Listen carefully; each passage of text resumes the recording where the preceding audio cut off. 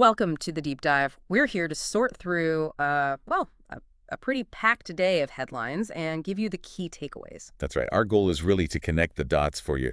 Geopolitics, policy here at home, the economy, it's all moving fast. It really is. And you can see how things that seem separate are, actually linked. Yeah. So let's jump right in. First up, this War Powers resolution. We've got House Democrats, Himes, Meeks, Smith filing this.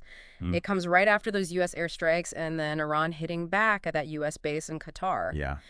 Is this mostly signaling, or does this resolution actually, have teeth right now? Well, that's the perennial question with the War Powers Resolution, isn't it? It's this tool Congress has, theoretically, to limit the president going into military action without their okay. A constitutional argument. Exactly. It's fundamentally about that balance, president's power versus Congress's authority to declare war. Yeah. This isn't just about these specific strikes. It's kind of a live test of how that balance works or doesn't work today. So it forces a conversation, at least. Definitely. It pushes everyone to reconsider where the lines are, especially when things change so quickly on the ground.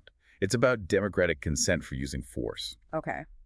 And sticking with how global events impact things here, let's look at this court ruling on Harvard. Yes, the visa ban injunction. Yeah, a federal judge basically blocked the administration from barring international students there. Seems like a big deal.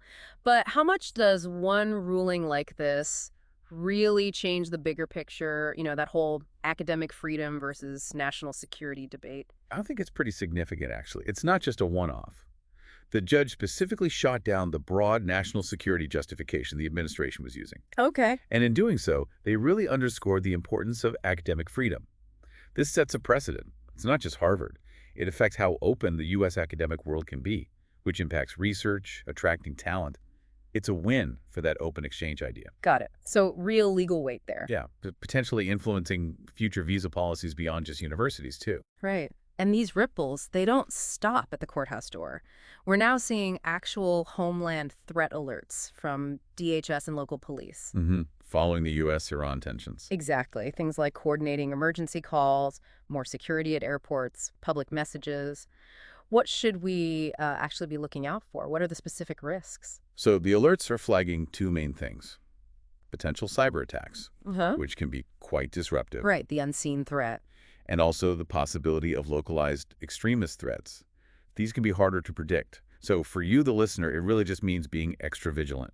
At airports or travel hubs, be aware of your surroundings, report anything odd. Makes sense. And online, too, just be a bit more cautious. It shows how quickly these international hotspots can affect your daily safety right here. Absolutely. And maybe the most direct connection for many people is the economy, which brings us to the market reaction to that, pretty surprising news. The forever ceasefire announcement between Israel and Iran by President Trump. Yeah, the markets seem to react almost instantly. Oh, absolutely. Swift and very clear.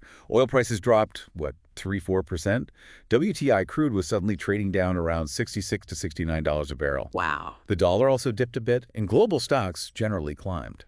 It's classic market relief, The perceived risk of a wider conflict just evaporated, or at least reduced significantly. What does that mean, practically speaking? For inflation, maybe? Well, lower oil prices are usually good news for inflation.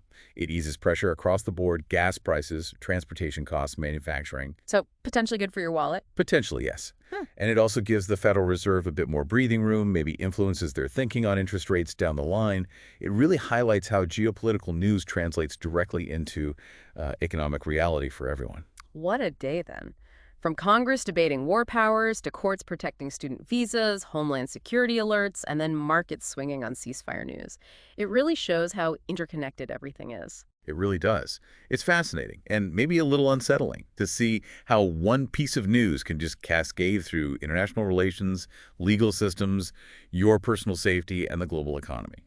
So maybe the thought to leave with is this. Watching these ripples, what insight from today really sticks with you, something you'll carry forward as you watch events unfold?